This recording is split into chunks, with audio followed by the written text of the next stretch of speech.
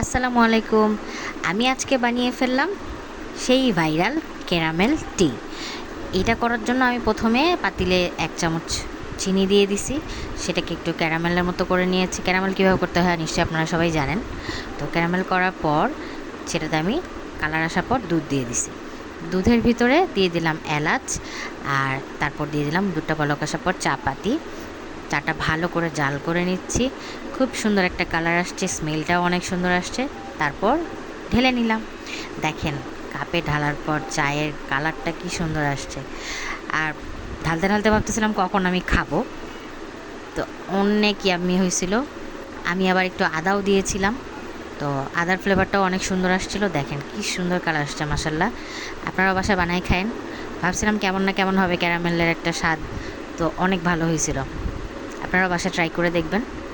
ভালো লাগলে জানায়েন। ভালো থাকেন। আসসালামু আলাইকুম।